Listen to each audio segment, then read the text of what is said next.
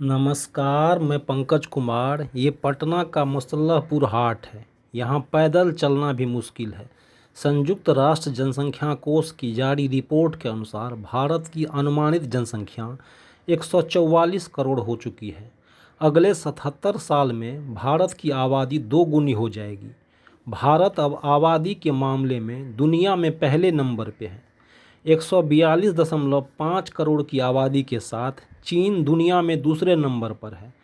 भारत की आबादी में 0 से 14 साल की उम्र के 24% लोग हैं। भारत की 7% आबादी 65 वर्ष या इससे अधिक आयु की है। देश में पुरुषों की जीवन प्रत्याशा 71 वर्ष और महिलाओं की 74 वर्ष है। यूएन की रिपोर्ट के अनुसार भारत में 10 से 24 साल के 26% लोग हैं, जबकि 15 से 64 साल के 68% लोग हैं। भारत में मातृ मृत्यु दर में गिरावट आई है। दुनिया में मातृ मृत्यु दर में भारत का हिस्सा 8% है। 2012 में यह 9% था। देश के 640 जिले में से 1/3 जिले में मातृ मृत्यु दर को कम करने का लक्ष्य हासिल किया है। भारत में साल 2006 से 2023 के बीच 23% लोगों का बाल विवाह कराया गया था। रिपोर्ट में कहा गया है कि दिव्यांग महिलाओं से यौन हिंसा का खतरा दिव्यांग पुरुषों की अपेक्षा 10 गुना अधिक है। स्वास्थ्य देखभाल पहुंच में सुधार का लाभ मुख्य रूप से धनी महिलाओं और उन जातीय समूहों से संबंधित लोगों को हुआ है जिनके पास पहले से ही स्वास्थ्य देखभाल की पहुंच थी। भास्कर एक्सपर्ट अनिल बोकिल के कहना अनुसार यूएन जनसंख्या रिपोर्ट के आंकड़े भारत के लिए सकारात्मक संकेत हैं। ये हमें चीन के मुकाबले में बेहतर खड़ा करते हैं।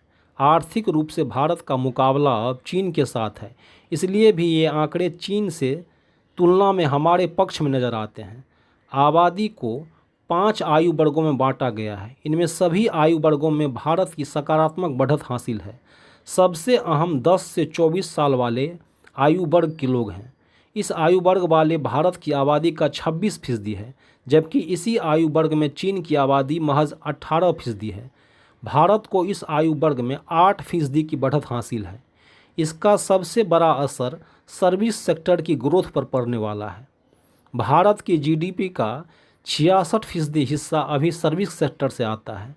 अगले 10 साल में ये बढ़ेगा, जबकि चीन की जीडीपी का 46% हिस्सा अभी सर्विस सेक्टर से आता है, जो कि आने वाले सालों में और घटेगा। चीन अपनी मैन्युफैक्चरिंग सेक्टर की ताकत को भले ही बढ़ा ले, लेकिन इस सेक्टर में ऑटोमेशन से चीन को रोजगार के फ्रंट पर और चुनौती का सामना करना पड़ेगा। भारत के लिए 3 अहम संकेत हैं। सर्विस सेक्टर भारत में सबसे ज़्यादा ग्रोथ करने वाला है। सरकार को इस सेक्टर में और इंफ्रास्ट्रक्चर करना होगा, इससे रोजगार बढ़ेगा। भारत में महिलाओं की जीवन प्रत्याशा पुरुषों से अधिक है, लेकिन महिलाओं द्वारा किए जाने वाले श्रम का मोनेटाइजेशन करना होगा। भारत की कुल आबादी में 7% ही 65+ हैं, यानी नॉन प्रोडक्टिव पॉपुलेशन का लोड हम पर चीन के मुकाबले कम है। लेकिन 2050 में भारत के लिए खतरे की घंटी भी है। CBRI की एक रिपोर्ट के अनुसार 2050 तक दुनिया के कुल बुजुर्गों की आबादी में से 17% भारत में होगी। 2050 तक भारत की आबादी में 34 करोड़ बुजुर्ग होंगे। आबादी की वर्तमान दर के हिसाब से 2050 तक भारत की बुजुर्ग आबादी में 254% की वृद्धि होगी। भारतीय रिजर्व बैंक के पूर्व गवर्नर रघुराम राजन ने कहा है कि भारत जनसांख्यिकी लाभ का फायदा नहीं उठा रहा है। जनसांख्यिकी लाभांश से तात्पर्य कार्यबल अधिक होने और आश्रितों की संख्या कम होने से उत्पादकता बढ़ने और इसी क्रम में तेज आर्थिक वृद्धि से है।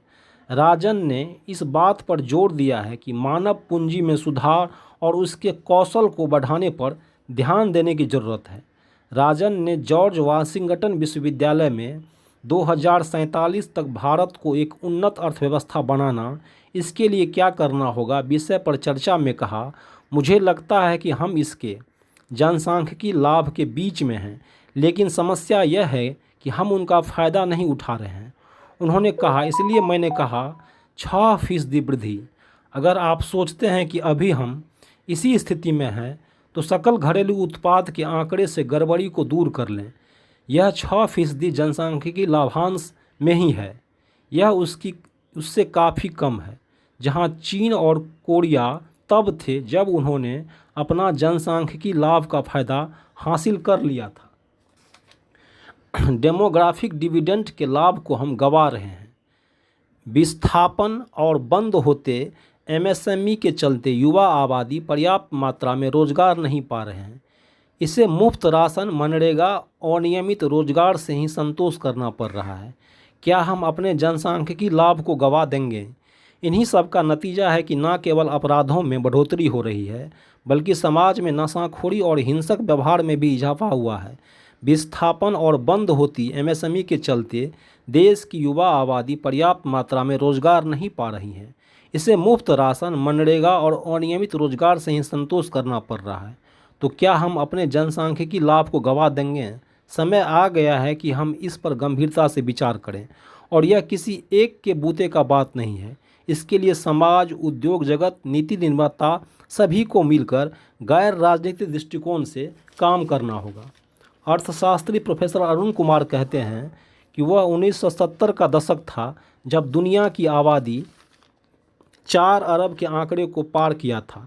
मैं उन दिनों अमेरिका में अध्ययन कर रहा था। एक दिन न्यूयॉर्क टाइम्स में प्रकाशित एक लेख पर मेरी नज़र पड़ी, जिसमें फोर्ड फाउंडेशन के अध्ययन के आधार पर यह दिलचस्प जानकारी दी गई थी कि भारत में गरीब परिवारों की सामाजिक सुरक्षा उनके बच्चे हैं। ऐसे अभिभावक यह मानते थे कि भविष्य में उनकी सुरक्षा तभी सुनिश्चित हो सकेगी जब वे कम से कम 5 बच्चे पैदा करेंगे। तभी उनके बुजुर्ग होने तक एक बच्चा जीवित रहेगा जो उनकी देखभाल करेगा।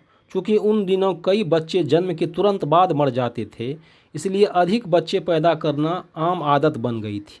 अब जब विश्व की आबादी 8 अरब को पार कर गई है, तब जनसंख्या वृद्धि दर पर लगाम लगाने के बावजूद सामाजिक सुरक्षा को लेकर भारतीयों की चिंता कमोबेश पहले जैसी है। दरअसल किसी भी देश की जनसंख्या को वहाँ के सामाजिक आर्थिक स्थिति प्रभावित करती है। अपने देश में गुलामी के दौर में सामाजिक ढांचा, विशेषकर शिक्षा और स्वास्थ्य का ढांचा बहुत कमज़ोर था, जिसके कारण शिशु मृत्यु दर करीब करीब जन्म दर के बराबर थी। इसलिए हमारी आबादी बहुत धीमी रफ्तार से बढ़ रही है।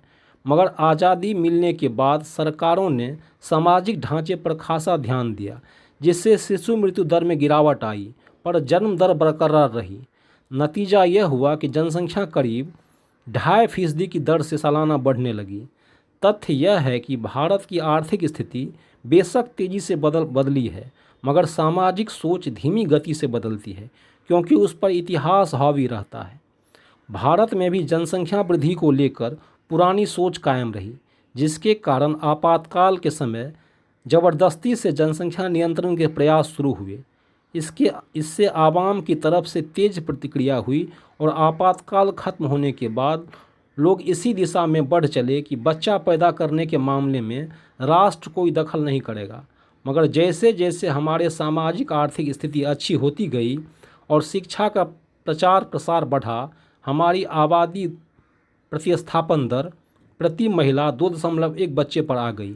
इसमें भी दक्षिण व पश्चिम के संपन्न राज्यों में यह राष्ट्रीय स्तर से भी कम है, जबकि बिहार, उत्तर प्रदेश जैसे उत्तरी राज्यों की जनसंख्या दर अधिक है, क्योंकि वहाँ गरीबी तुलनात्मक रूप से ज़्यादा है।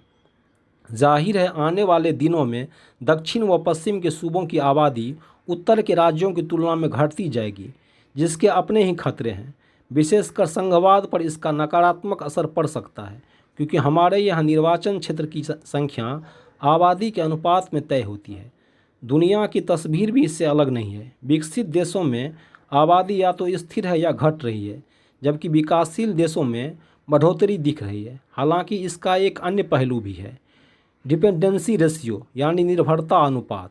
वह 15 से 64 वर्ष की कुल जनसंख्या की तुलना में 0 से 14 या 64 से अधिक उम्र के आश्रितों की संख्या का माप है, यानी कामकाजी आयु वर्ग पर आश्रित गैर कामकाजी लोगों का अनुपात। विकसित देशों में यह अनुपात बढ़ गया है। कनाडा, ऑस्ट्रेलिया जैसे राष्ट्र तो अब दूसरे मुल्कों से आने वाले कामगारों पर भरोसा करने लगे हैं। चूँकि भारत में युवा आबादी तुलनात्मक रूप से अधिक है, इसलिए माना जाता है कि इसके पास अपनी जनसांख्यिकी लाभ उठाने का पूरा मौका है। स्पष्ट है, जनसंख्या अपने आप में समस्या नहीं है। यह मुश्किल तब पैदा करती है जब हाथों को काम नहीं मिलता। इससे निर्भरता औसत बढ़ जाता है। जापान, कोरिया जैसे देशों में जनसंख्या घनत्व हमसे ज़्यादा है, पर वे हमसे कहीं अधिक समृद्ध है, क्योंकि उन्होंने हर हाथ को उत्पादक बना दिया है। वहाँ आबादी संपदा के रूप में देखी जाती है, जबकि भारत में सबसे अधिक बेरोजगारी 15 से 29 आयु वर्ग में ही है।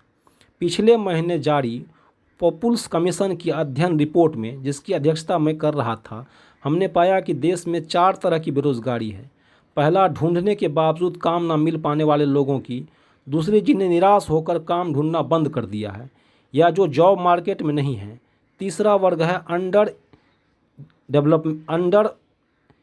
एम्प्लॉयमेंट का, यानी सरकारी परिभाषा के मुताबिक जो लोग हफ्ते में महज एक दिन रोजगार पाते हों। बेरोजगारों का चौथा वर्ग है छद्म रोजगार हासिल करने वालों का, जैसे खेती किसानी में लगे लोगों का खेत जाना, लेकिन ऐसा कोई काम न करना जो उत्पादकता बढ़ाने में मददगार हो। अपने देश में इन 4 वर्गों के लोगों की संख्या लगभग 28 करोड़ है, जबकि 30 करोड़ आबादी के पास ढंग का काम है। इसी कारण हमारे यहाँ निर्भरता अनुपात अधिक है और सकल घरेलू उत्पाद में वृद्धि दर कम है। अगर इन 28 करोड़ लोगों को पर्याप्त मात्रा में काम मिल जाए तो अनुमान है कि जीडीपी में तकरीबन 15% की वृद्धि होगी। इसी तरह की ज़रूरत हर साल श्रम बाजार में उतरने वाले 2.4 करोड़ नए किशोरों की है, जिनमें से महज 5 लाख ही संगठित क्षेत्र में नौकरी हासिल कर पाते हैं। जाहिर है, जनसंख्या से जुड़ी तमाम समस्याओं के मूल में बेरोजगारी है। विकास का जो मॉडल हमने अपनाया है उसमें संगठित क्षेत्रों, मशीनीकरण आदि पर तो पूरा ध्यान दिया गया है, लेकिन असंगठित क्षेत्र को अनदेखा छोड़ दिया गया है। हमारी आर्थिक नीतियाँ रोजगार सृजन को तवज्जो नहीं देती है, बल्कि उनका जोर निवेश पर होता है। उसमें भी करीब 80% निवेश संगठित क्षेत्र में होता है, जहां मुश्किल से नया रोजगार पैदा होता है, जबकि कृषि सेक्टर में जिसमें देश की 50% आबादी जुटी हुई है, करीब 5% निवेश किया जाता है। इस तरह की विरोधाभासी नीतियों के कारण ही हमारे देश की जनसंख्या भार हो चली है। अगर हम अपनी आबादी का इस्तेमाल वरदान के रूप में करना चाहते हैं तो हमें आर्थिक नीतियों और विकास मॉडल की समीक्षा करनी चाहिए। जहां गरीबी और बेकारी होगी, जनसंख्या बढ़ेगी ही। अफ्रीका देश इसके उदाहरण हैं। भारत के पास इस समय सबसे अधिक युवा आबादी है, पर हमारे तंत्र के लिए ये बड़ी चुनौती है कि जनसंख्या लाभांश का भरपूर पैदा कैसे उठाएं। चिंता यह भी है कि अधिक जनसंख्या प्राकृतिक संसाधनों के अधिकाधिक दोहन पर दबाव बढ़ाएगी, खासकर चीन, Bharat, America, Indonesia, Pakistan, Nigeria आदि देश में, जहां आधी से अधिक आबादी बसती है। प्राकृतिक संसाधनों के दोहन का पर्यावरण पर कैसा असर पड़ रहा है, यह किसी से छिपा नहीं है। अभी ही हमारे महानगर गैस चैम्बर बनने लगे हैं। गर्मियों में इनमें भीषण जल संकट खड़ा हो जाता है। हमें कितने संसाधनों की दरकार होगी, यह समझने की ज़रूरत नहीं होनी चाहिए। चीन और भारत में एक बुनियादी फर्क शासन तंत्र का है।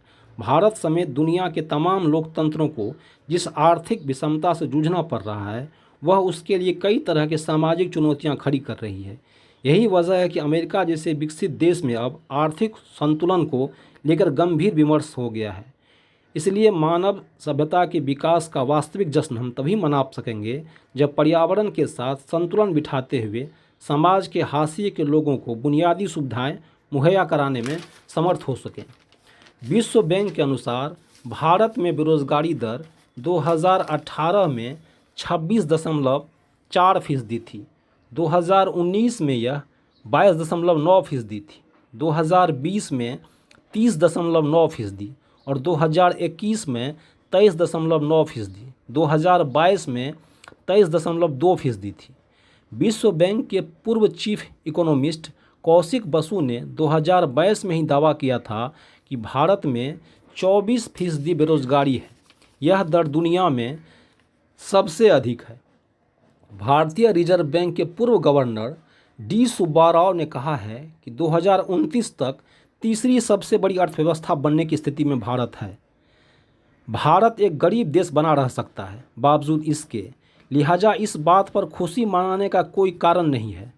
सुब्बाराव ने सऊदी अरब का हवाला दिया और कहा कि अमीर देश बनने का मतलब विकसित राष्ट्र बनना नहीं है। आरबीआई के पूर्व गवर्नर ने प्रधानमंत्री नरेंद्र मोदी के बयान का जिक्र किया। उन्होंने कई मौके पर कहा है कि अगर वह सत्ता में वापस आते हैं तो भारत उनके तीसरे कार्यकाल में तीसरे सबसे बड़ी अर्थव्यवस्था बनेगी। प्रधानमंत्री ने कहा है कि कई अर्थशास्त्रियों का अनुमान है कि देश अमेरिका और चीन के बाद तीसरी सबसे बड़ी अर्थव्यवस्था बन जाएगी। सुब्बा राव ने कहा है, मेरे विचार में यह संभव है। भारत तीसरी सबसे बड़ी अर्थव्यवस्था बन रहा है, लेकिन यह कोई उत्सव मनाने की बात नहीं है, क्योंकि हम एक बड़ी अर्थव्यवस्था हैं, क्योंकि हम 1.40 अरब लोग हैं और लोग उत्पादन का एक कारक है। हम एक बड़ी अर्थव्यवस्था हैं क्योंकि हमारे पास लोग हैं, लेकिन हम अब भी एक गरीब देश हैं। उन्होंने कहा है कि भारत अब दुनिया की 5वीं सबसे बड़ी अर्थव्यवस्था है। इसकी अर्थव्यवस्था 4000 अरब डॉलर की है। सुब्बा राव ने कहा है, भारत 2600 अमेरिकी डॉलर प्रति व्यक्ति आय के साथ इस मामले में विश्व में 139वें स्थान पे है और ब्रिक्स और G20 के देशों में सबसे गरीब है। उन्होंने कहा, इसलिए आगे बढ़ने का एजेंडा बिल्कुल साफ है। विश्व की तीसरी अर्थव्यवस्था बनने का मतलब विकसित कंट्री बनना नहीं होता है। चुनाव पूर्व सर्वेक्षण में बताया जा रहा है कि बेरोजगारी, महंगाई तो सबसे बड़ा मुद्दा है, लेकिन बढ़ती जनसंख्या कोई मुद्दा नहीं है। लेकिन विश्लेषक इसके साथ जोर दे रहे हैं कि व्यवस्था विरोधी माहौल कोई मुद्दा नहीं है। विश्लेषकों की माने तो जनता ने बेरोजगारी और जनसंख्या के लिए व्यवस्था को जिम्मेदार मानना छोड़ दिया है। वह केंद्रीय चेहरे के सम्मोहन में किसी को भी वोट देने के लिए तैयार है।